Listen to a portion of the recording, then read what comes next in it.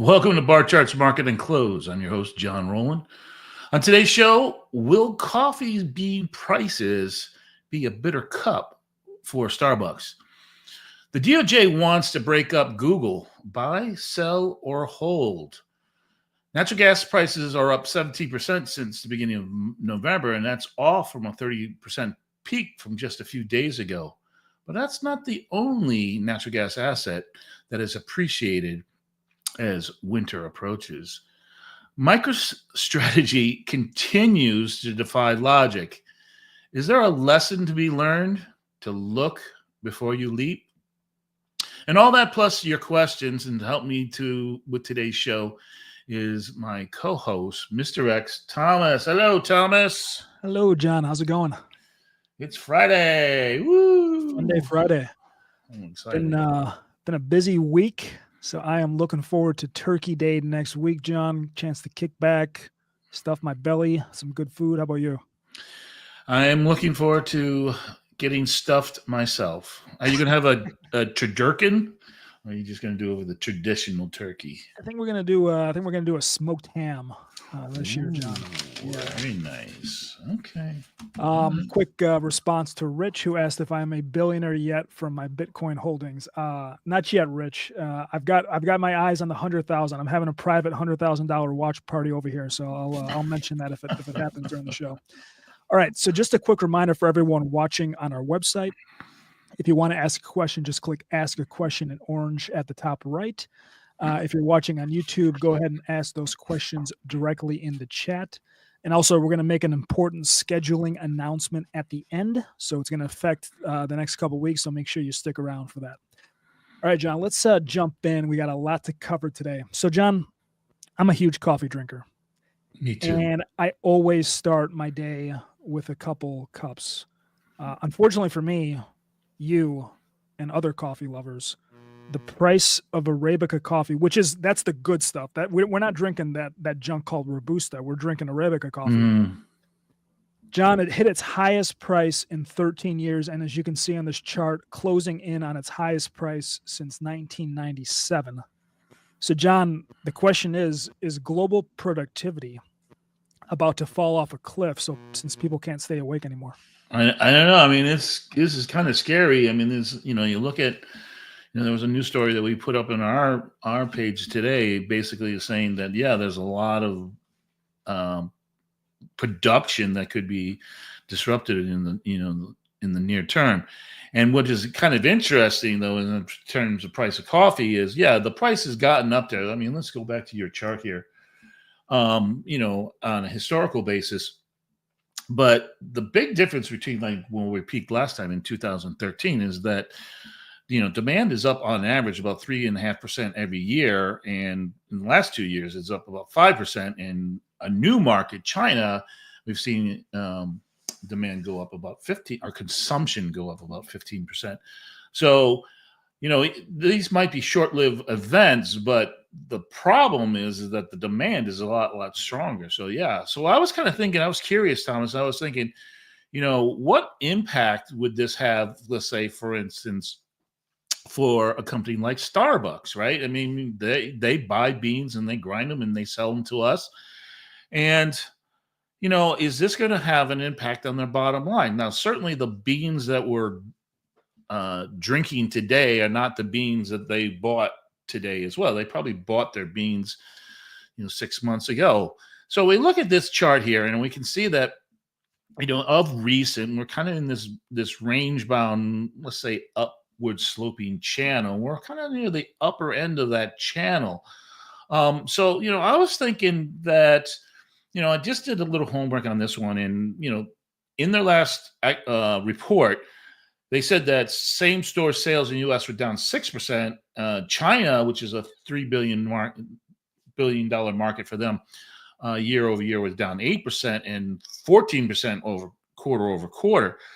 So, maybe higher prices are starting to affect their bottom line. Certainly when they surveyed loyal coffee drinkers, the three complaints they had were long lines, high prices, and an unfriendly environment. So there's a lot of headwinds in this. So again, I always look at a trade from in terms of a risk to reward ratio. And then certainly this small short-term trend is saying the market wants to go higher. But if bean prices start to get more expensive, then that's going to raise prices of coffee for them. And that could be a headwind from them. So what I did was, I was kind of thinking that maybe, and I want to show you a new feature. I know I'm kind of stealing Thomas's thunder here, is because I know he wants to show this as well. This is one of our new features. This is a seasonal returns. You can see that November is probably one of the best months for Starbucks stock. Now, maybe that has to do something with, pumpkin spice lattes or whatever, people getting festive, for the season. But you can see that January is typically a bad month for Starbucks. So that's what the premise that I'm going with is that the headwinds are going to play out over the next couple of weeks. And that's sometime between now and, let's say, January, we're going to see a correction in Starbucks. And so my risk on this trade, I feel like, is not that far away. If I'm going to be wrong, it's going to be somewhere around 102.30, which happens to be a very teeny gap here. You can go back and look at it. Gap fill, you know how I feel about those. But the bottom of the channel is around 97.50, and the start of the channel is at $90. So I was just kind of thinking and looking at this, and I want to look at bear puts. And, I'm not looking at bear puts that are occurring right now. I want to go out to like January and, because I want to play that seasonality. And I'm looking at the 97.50 90s. Now, where are they? Oh, there they are. 97.50 90s. It's going to cost me $1.23, and my potential profit here is $6.27. So, that's a 5-to-1 risk reward ratio based on the spread. But my real risk to me is if, let's say, Starbucks gets above 102.50, 102.3, then I'm wrong. I don't know how much that's going to play out in the price of these options. But certainly that's a small amount of risk compared of the potential reward. So that's kind of what I'm looking at. I'm playing this trade. And full disclosure, it's just a too good of a risk reward ratio for me not to take this trade. And I did take this trade today. Now, again, I'm probably going to be wrong on this one because if I'm fighting the seasonality, which is going to end in a couple days, and I'm fighting the trend, right? And I certainly had a big up day today, and that was based on some story that Starbucks might spin off some of their Chinese or find a partner in their Chinese development. So that was kind of positive news. So this is kind of a trade I'm going to watch. I just wanted to show you guys kind of how I went through my mind process on this one. Again, to me, this is more about risk to reward, right? I might only be risking maybe, 30 to 50 cents on the spread, but the trade, if I'm right, come January, this one could be a really nice winner. All right. Great stuff there, John. All right. So, John, the Mag 7 has obviously been the most talked about part of the stock market this year, so much so that I'm actually getting really tired of the phrase, and I'm actually loath to even mention it because I'm just so tired of hearing all about it. But while the conversation has been overwhelmingly positive, we've had a few negative stories, one of which has come this week, and that is for Google. Now, there are reports, John, that the Department of Justice considers Google a monopoly and that they will be looking to force the company to sell off its Chrome browser. Now, this is causing some weakness in the stock, and it's led to it being one of the biggest underperformers in the Mag 7. And, John, Google has become such a household name over the last 2 decades that I just can't imagine the stock really facing any long-term damage from this. And because of that, I'm going to take a page out of Warren Buffett's playbook and be greedy when others are fearful and start buying this weakness in Google. But John, I'm curious what you would do here. Yeah, I think, let's just look at the evidence here. You're right. It has been one of the underperformers. Apple, Google, and Microsoft have been the most recent underperformers. You can see they've underperformed both the NASDAQ and the S&P. But in recent months, they are kind of, languishing, at least floundering.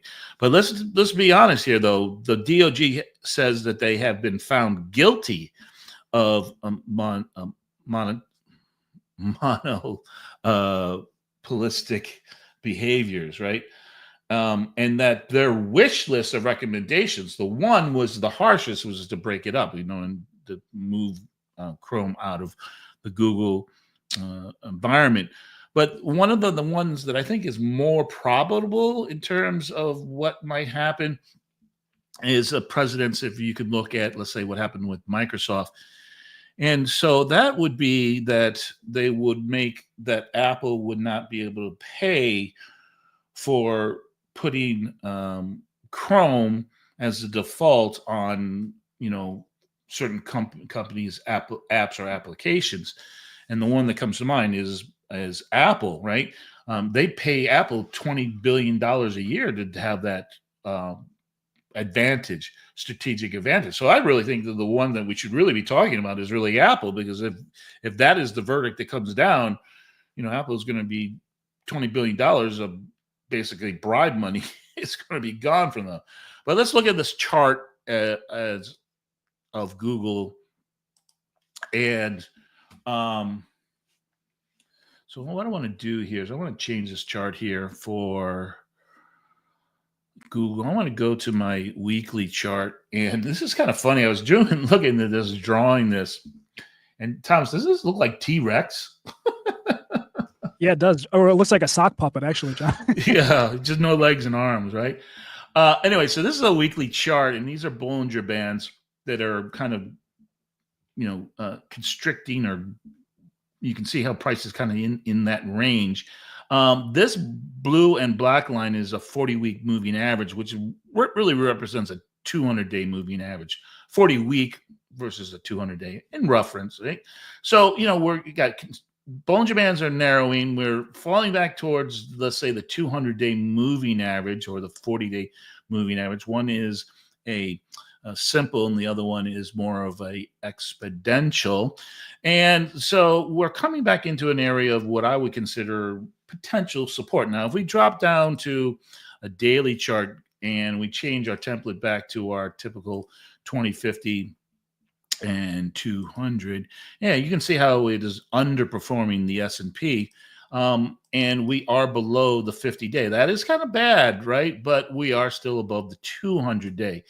So to me, I think what the story here is that, the judge that's going to set down the verdict on this one is not going to meet until April, and the verdict is not going to be passed out until August. So to me, I think what we're going to see here is that Google has kind of been put in the penalty box, or at least a stock of limbo, right? Until we get a clarity of which way the market is going to get that result. Is it going to be a breakout, or is it just going to be kind of a slap on the wrist?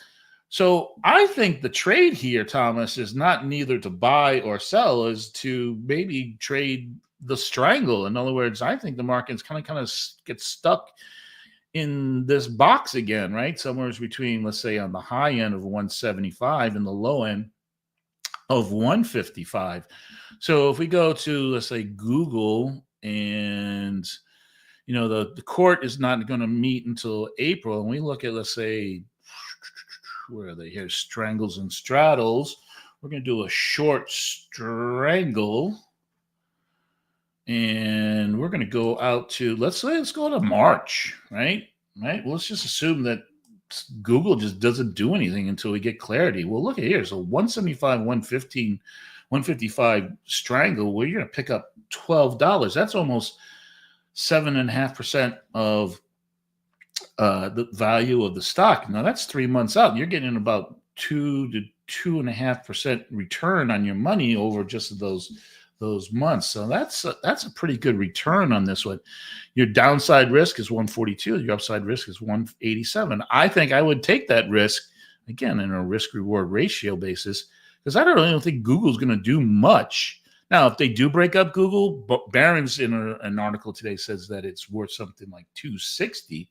So maybe we should be hoping that they break it up, because they'll give us some shareholder value. But in the short term, between now and the court case, I don't think it's going to do much of anything. So that's why I want to look at these kind of these types of trades. Yeah, and I think that you laid that out really well, John. And just for clarification, my Google position is not a trading position. It's just in my long term portfolio. I'm just holding it for glory. And if you say, as you said, John, if Barron's thinks it's worth 260 upon a breakup, I mean, that makes me even more sort of bullish on the idea of buying this fear that I'm seeing in the market right now. Right, exactly. So, I mean, if you're in long term, again, my disclosure, I don't own Google outright, but it's probably in some of the ETFs that are part of my portfolio. So, again, all right. All right. So, our regular viewers know I'm extremely passionate about crypto and want to talk about it as much as possible. But, John, you're as equally passionate about natural gas. You've been begging the last few weeks to do a segment on this bad boy. And we finally got a great week to do it. Now, John, I know you're out in North Carolina, but we just had our first snowfall of the year here in Chicago. It's getting getting a lot colder. And if you look at the chart, nat gas is obviously picking up on that, John, because the price on the continuous contract just jumped to its highest level in more than 1 year. John, I'm not a nat gas guy at all, so I turn to you and your expertise. What is going on, and is there a way to play this strength that we're seeing? Yeah, I think there was. As a matter of fact, we had talked about this over a month ago. We mentioned, or at least I mentioned to you, I think it was one of our parting comments, that start looking to buy dips in natural gas. Weather can have a huge impact on natural gas, certainly domestic weather. But I said that for what you want to kind of watch for is what is going to happen in Europe and in Asia, and that the real demand driver for natural gas prices is going to be the LNG, the liquid natural gas prices in those regions. And so what I did here is I created this watch list for you. And again, you can copy and paste this if you want, or just take a screenshot of the first three. Here are the futures contracts. Our domestic natural gas price. Here's the European LNG, and here's the Asian one, the LKF, which stands for Japan Korean. So I just want to show you something here. If you're going to create a watch list when you're going to use a futures contract, just put the futures symbol plus the *0. What this does is that it continues to roll over to the most active month for you. That way you don't have to every month go and change the month characteristics on your watch list. So that's a little tip for you. And then I added here a lot of natural gas companies, not all of them, just some of them, natural gas producers, and what do we call market gatherers, those who take gas from the wellhead to let's say the utilities. Okay. And so let's kind of look at those charts. All right. So first of all, here is, like you said, natural gas. This is the January contract. And again, I want to be looking at this from, maybe let's look at this on just a clean chart here. Looking at this as a potential buying opportunity. Now, this kind of looks to me like an inverted head and shoulders, and I kind of just did this play out depending on where you set the neckline at, where we could think about potential projection of natural gas prices. But again, I want to buy dips, and boy, we got a nice dip today. So I think we're in the area where I want to buy the natural gas futures contract, but not all of us are natural gas futures contract buyers. So let's look at, for instance, EQT, which is one of the largest natural gas producers. And of recent, you can see that it's kind of bounced off a more recent area of resistance. And that's a good sign, actually. Test resistance, bounce back, and giving us maybe that potential buying opportunity on a pullback. Now, I've drawn out a few lines here of areas. I don't know if we're going to get all the way back down in here, but certainly we'll probably test this area. Here's Williams. This is a pipeline company. And again, a lot of these stocks, if I look at these from a, RSI MACD, they are a little bit overbought, okay? And the MACDs, again, a little extended. Again, these have had some nice performances, not only in the last couple of weeks, but over the last 3 to 4 months. So again, maybe we can look for some buying opportunities in a couple of them. And then here's full disclosure. This is one of the companies that I do own. This is Energy Transfer. Again, they're in the pipeline marketing gathering, and you can see that this stock has had a really nice parabolic move in the short term. And you don't say that about a utility, but this one is, again, a nice stock. Now, this is a very small company in terms of the larger natural gas market. It's only about a $60 billion company, and it has about a $1 revenue, but it pays a 7% dividend. So that's why I kind of like this one. But again, I think there are buying opportunities in many of these natural gas companies. Now, again, if you don't want to go through this and do that analysis, what I've done here on the bottom here is I've given you two ETFs. And this one, the FT High Income ETF, for instance, both these ETFs have many of these companies in their constituents. And what's interesting about this one, not only do you get a lot of these natural gas companies, and you can see here, 4 out of the top 5 are natural gas companies, but this also is kind of heavily weighted into financials right now, which, if we look at what has been one of the better sectors over the last 3 months, has been financials. So here you get both natural gas and financials, and a lot of these are really nice dividend paying companies as well. So I think, this is kind of one of those ETFs. As long as natural gas prices continue to rise, you can, this is one of those ones you can go to sleep at night and not have to worry about, crazy volatility. Again, as we go into the winter season, right? All right. John, we got a question whether somebody should consider playing Boyle right now or at any point in the next few weeks. What do you think? Well, the problem with Boyle is, and you're probably going to see this today, this is going to be a great example of this, is that, Boyle does move. It's 2 times the price of natural gas. It does move very dramatically when it's with it. I think this is more for somebody who wants to play short term. If you don't want to play futures and you want to play short term and you want to play a little impulse moves, I think this is a great instrument. Now, full disclosure, I do own Boyle, and I am long down here around $37. But notice today, this little pullback that we got in the futures contract, how big of a pullback that was. It looks like it was down almost 12% today. So because it's a 2-time leverage, right, you can get nice movements out of it. But when you have one of these reversal days or a down day, then you really get slammed on this. So again, I think Boyle is not a long-term investment. I'd rather see you pick one of the individual assets, equities, or play one of those ETFs if you're a long-term investor. But if you're going to play maybe a short-term momentum versus, let's say, what is going on in the futures market, then I think Boyle is probably the tool or the instrument that you want to look at. Okay, so let's turn from your passion topic to mine, John, and that is cryptocurrency, of course. Now, I teased this segment as Michael Saylor, Warren Buffett, and the dot-com bubble. And some folks are probably thinking, what the heck is this guy talking about? Well, John, to me, the market has been feeling a bit euphoric of late. We've seen that, I think, in stocks maybe earlier this year. We're certainly seeing it in cryptocurrency right now. And in trying to identify when there might be a bit too much froth in the market, I think it's important to pay attention to lessons learned in the past.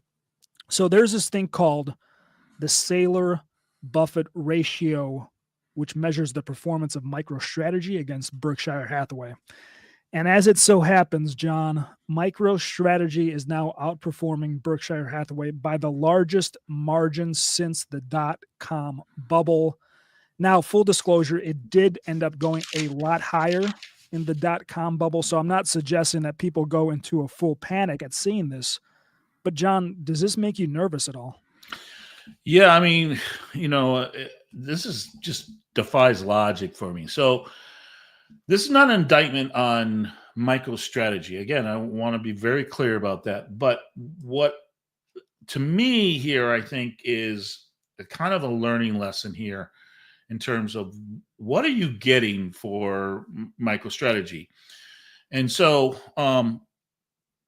the market cap as of yesterday was 80,000. Now, 2 days ago it was 100,000, and if you look at current price, which is around $421, that would be $84 billion, right? So it's a huge market cap.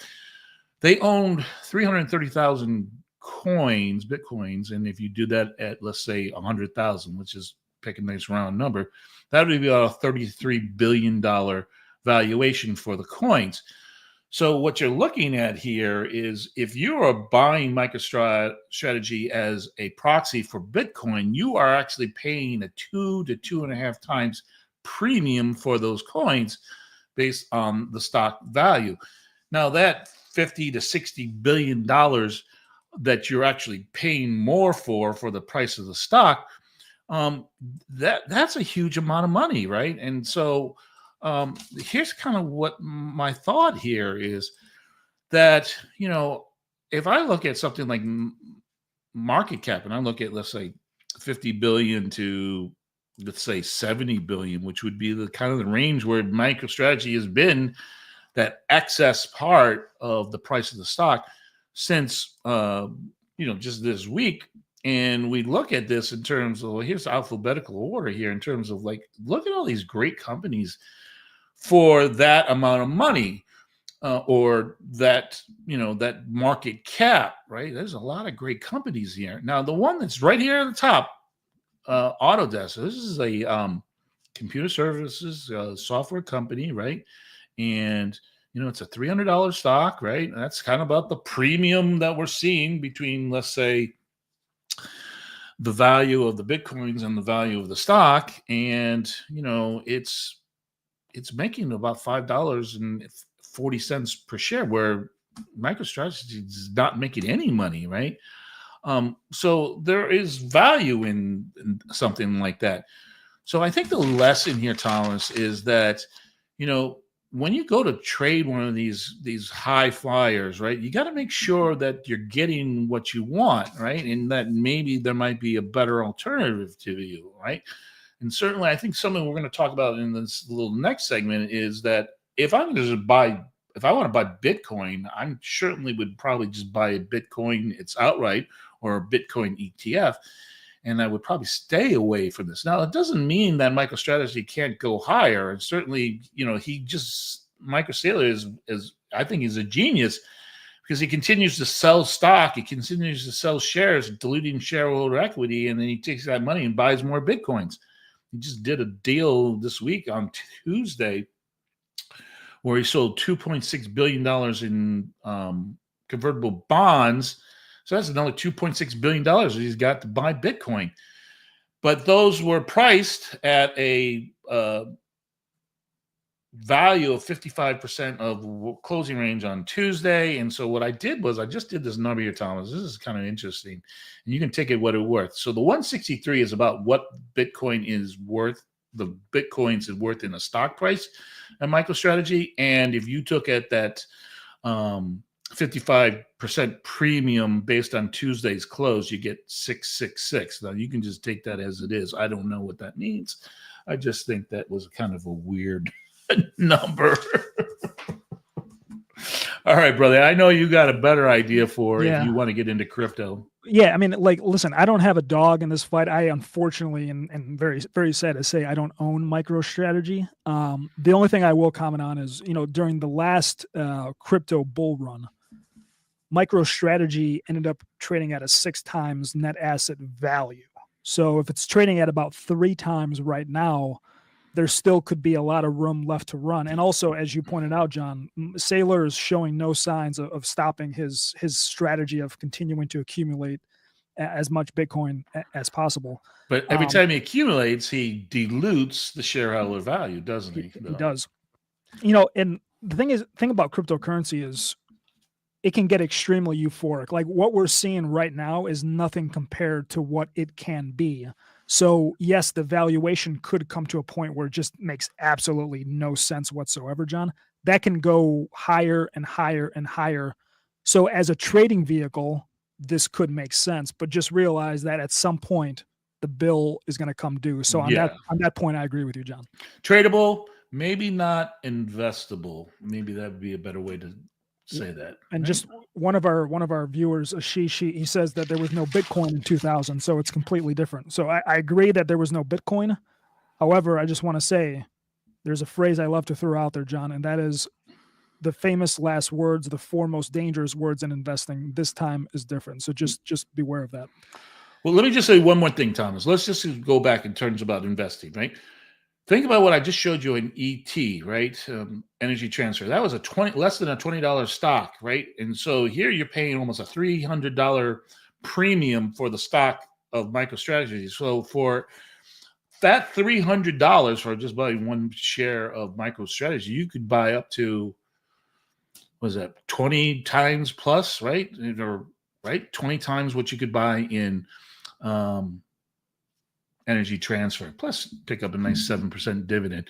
I know that that would make me sleep a lot easier at night than worrying about what this crazy stock is going to do. All right, go ahead. I'm sorry, I didn't mean to do that to you. No, all good. Great information there. All right, so John, I've been at Barchart for over 3 years now, and since I've been here, the number one request on social media and emails and just conversations has been people asking for seasonality. Now you're right, you did steal my thunder earlier by mentioning John, but that's okay. So when we unveiled this week, John, I was trying to think of the best way to showcase this. And I think the best way is to follow up on an idea we mentioned last show, which is the idea of an altcoin season. Okay. Now you're looking at a chart of Ethereum against Bitcoin right now. And John, this is one of the ugliest things I think I've seen because it's a raging bull market for basically everything else. But Ethereum is really, really struggling against Bitcoin. Why is that important, John? Well, it's important because if you're going to hold something that has more risk, which Ethereum does, if you're going to hold something that is going to be underperforming, it doesn't make sense to hold Ethereum, right? You just want to stick with Bitcoin because it's just outperforming. Now, Ethereum is the undisputed leader in the altcoin market, and you really can't finalize an idea or a time frame of when an alt season is going to occur until Ethereum bottoms. So the question is, when will Ethereum bottom? It's showing no signs of doing so. Well, if you pull up the seasonal chart, John, for ETH BTC, I've got sort of an idea of when it might happen. Now, the last halving year before this year was 2020. And as it turns out, and as you can see in 2021, January, Ethereum put in a return of 55% against Bitcoin. And John, it never really looked back after that point. That did mark sort of the last great buying opportunity. And as it turns out, Ethereum and altcoins went on to have an incredible 2021. So last week, I said, what could be the clue, John, that an altcoin season would be upon us? Well, one thing is we need the Fed to start QE, okay? So I think that could happen in December or January. And that would coincide with what our seasonal chart shows, John, which is that January in the post-halving year is a great time for Ethereum against Bitcoin. If that happens, you are looking at a full-fledged altcoin season, which will follow Ethereum. Now, John, I was trying to, it's always important to sort of look at your theory, your premise, and try to figure out, well, what could go wrong, right? What might be the flaw? What am I not thinking about? And there's one thing. I don't think retail is driving the current movement in Bitcoin's price. I think it's institutional adoption. Look at Michael Saylor, for example. He's going to pitch Microsoft soon, John, on potentially adding Bitcoin to their balance sheets. So it's really institutions. I've heard of countries, nation states who are buying Bitcoin. Are these folks going to rotate from Bitcoin to Dogecoin in the hopes of chasing these crazy altcoin returns? I don't think so. So I still think we need the return of retail. to hopefully drive that full-fledged altcoin season, that mania that we all love and are hoping for. Well, what you need is a retail trader to come out of Bitcoin, right? Take their profits in Bitcoin and put them into these altcoins, which is I think which is kind of akin to what you would think is going to happen come say January. So where would you be the buyer? You got to kind of wait for some kind of sign of strength, right? Yeah, exactly. So just because we've identified January as a potential turning point, folks, that doesn't mean you wake up on New Year's Day and rush off to your Coinbase account and start loading up on Ethereum. You gotta just exercise a little bit of patience. So what I'm going to be looking for, John, is the Ethereum Bitcoin level to jump above its 50-day moving average and hopefully get a weekly close, ideally 2 weekly closes, right, for confirmation of that. Right. I think if you see that, and you get the announcement that the Fed has started QE, in my opinion, it's go time. It is go time. So all things being equal, let's say Bitcoin's kind of sticks around 100,000 and you get that run that you think, and you look at, let's say, these two levels of resistance here on this chart here in terms of that ratio between Bitcoin and Ethereum, that's around 6%. So help me out. So 100,000, 6% of 100,000 is $6,000. What is Ethereum trading for right now? So right now, John, it is 3,300. And also keep in mind, its all-time high is about 4,900-ish. So, right, getting to a 6,000 level would make sense. It could even potentially go higher if it goes up to some of these levels that we're seeing on the chart, like 0.08, which we saw the last time around. So here, listen, folks, not all of us are going to have cold storage and Coinbase accounts, and certainly some of us maybe even a little bit of reluctant in that. So, one of the throwbacks or pushbacks I always hear from like Bitcoin or Bitcoin ETFs is that maybe I don't want to be involved in, let's say, some of the big boys. But here's an ETF. This is the Bitwise. This is a cap weighted ETF, which it takes in consideration of the 10 largest market caps of cryptos. So Ethereum would definitely be inside of there. Bitcoin obviously would be the most. And so I think if we can agree, Thomas, that iBit, which is the Bitcoin ETF, is a good proxy for Bitcoin, right? Absolutely. So what it is, I just added as a comparison, and you can see how this ETF does mirror Bitcoin. But if you are right, you're probably also going to see a lot more appreciation, because now you're going to see those other 9 coins are going to do a lot better, even if Bitcoin maybe stalls. So just keep that in mind, folks. I'm not making a recommendation of this. It's just, when you buy something, make sure it represents what you want to buy. So keep that in mind over the next couple of weeks or so, or as we go into the first of the year. Okay. So, John, we talked about froth. We talked about euphoria. We see it. We saw it with stocks earlier this year. We've seen it with crypto right now. There's a story that just makes me shake my head, John, and it's gotta just absolutely incense Jerome Powell, who's trying to get inflation under control. Somebody paid $6.2 million for a banana duct taped to a wall. I guess some people call this art, John, but what do you make of this? And were you the buyer? I was not the buyer. What I do make of this is that, I mean, you can't make a better example of talk about froth and liquidity, right? You can't add $7 trillion to the economy without having some kind of weirdness. And this is as weird as it gets. So yeah, I mean, again, the guy who bought this was a crypto guy. So, this is somebody who just has, to me, this is a clear case of no respect for money, and a clear case that there's no respect of the risk of money. So yeah, so I'll tell you what, Thomas, I don't know. Maybe there's something there. Maybe we could do. I don't know. What do you think here? How much are you looking for that bad boy back there, John? Yeah, so this is kind of my crossroad between an esoteric feeling of what the artist is and the the bourgeois uh, arrogance of the financial world. What do you think? I think I could get maybe a couple $1 million for that. What do you think? I call this rotten banana on wood. Do you think that'll work?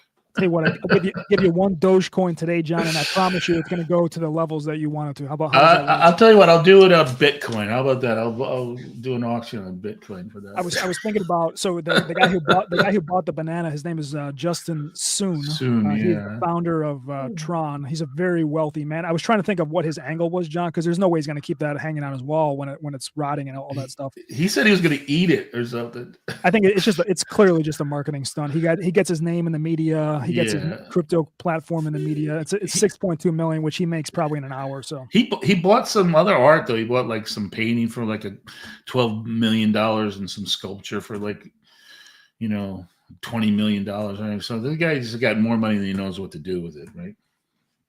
Absolutely. All right, folks, we ran very long. So sorry about that. Hop into your questions now.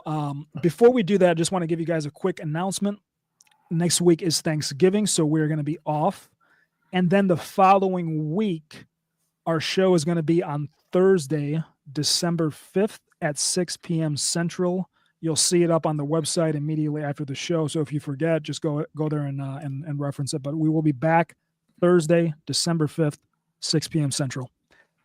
All right, John. So let's see what questions we've got. All right, so we got one on call options, John. Right. So the person says that there's several reasons to sell calls, which include taking profits, rolling, and cover calls, stop losses. But there's only one reason to buy calls: profit from the expected appreciation of underlying equities. Do you agree with that? To a certain extent, but if you're playing the market from the short side, couldn't you buy calls as insurance to protect you in case you were wrong, right? That would be a reason why to buy calls, right? Yeah, exactly. And then you've also got market makers, right, who are selling calls for a variety of reasons. It could be just to hedge their overall portfolio, both in an individual name or maybe an industry. Maybe they've got too much exposure in a sector, John, and they want to bring it down, so they just go out and sell some calls. So there's a lot of reasons why you could put those on. Right. It wasn't about selling calls. It was one of reasons why to buy calls, right? So, yeah, I think so. Okay. Yeah, exactly. Well, same thing with buying calls, right? It could be to hedge exposure across a book. Yeah. All right. So we talked about iBit earlier, John. They launched options this week. Oh my God. Yeah. Did you see that? I saw that. So I guess, the question is kind of vague. Any thoughts on iBit options? What would you be doing with those, if anything? No, I'm not really going to do anything with that. I think what this does do to Bitcoin and also this ETF is it helps stabilizes it. In other words, it takes the volatility out of it, because now you have options, can kind of add that buffer. Like you just said, market makers now can manage risk a lot more. So let me see, what was the volume on this one? Let's just look at prices here.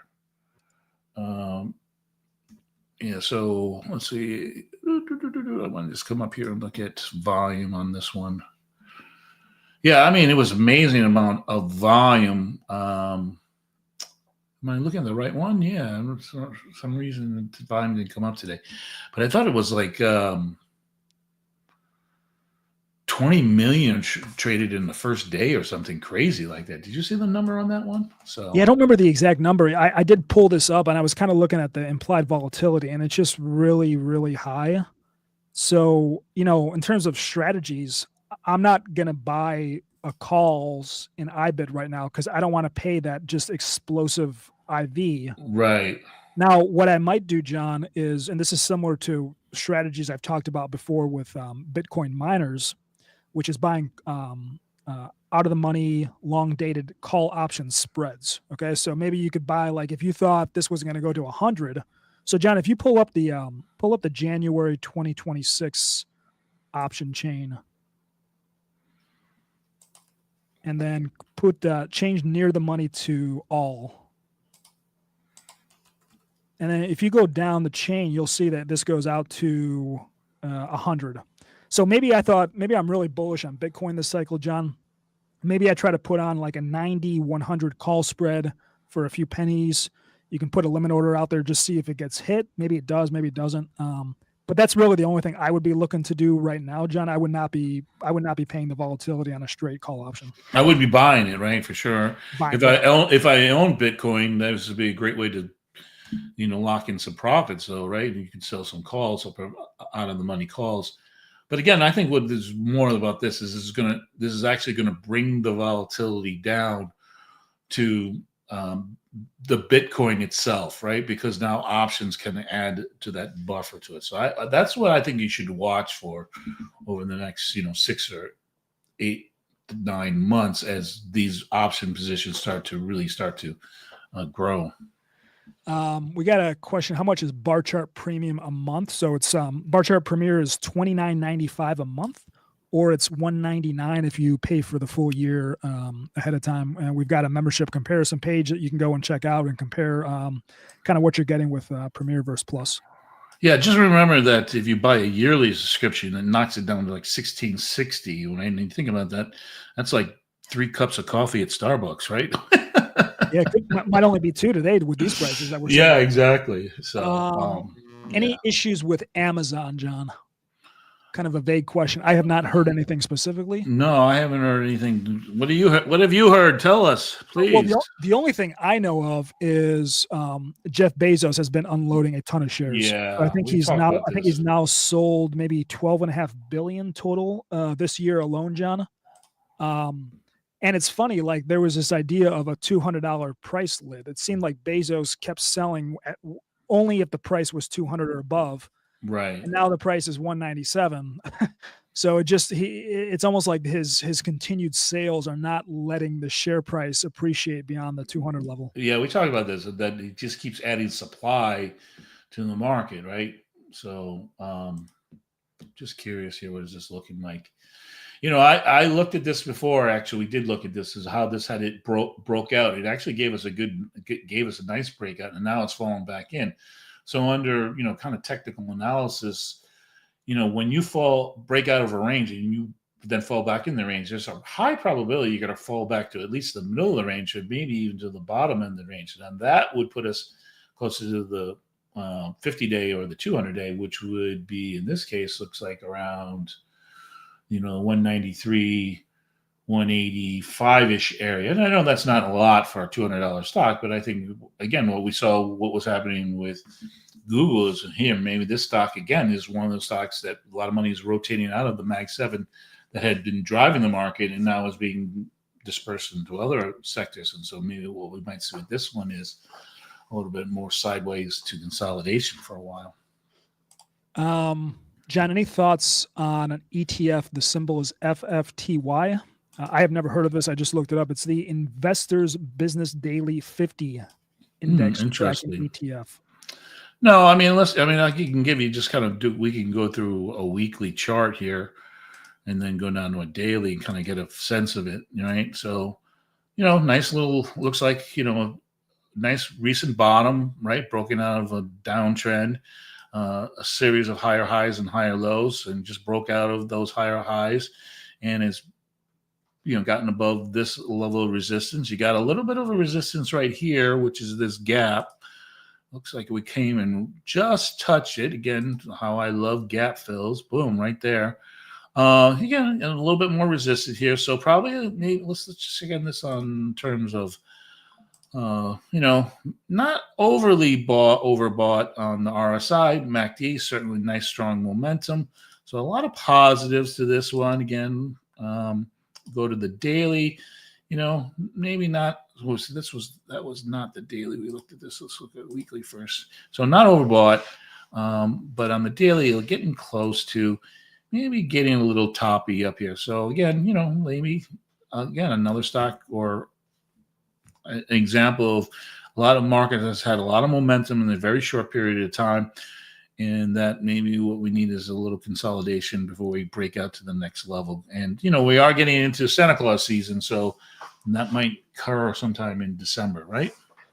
I looked up the components or the constituents, John, of the FFTY, and I'm seeing things like Rocket Lab is his second largest holding. There was just a huge insider's sale on that one. I think it was about 100 million. Oh, wow. That one took me by Interesting. surprise. Palantir Palantir.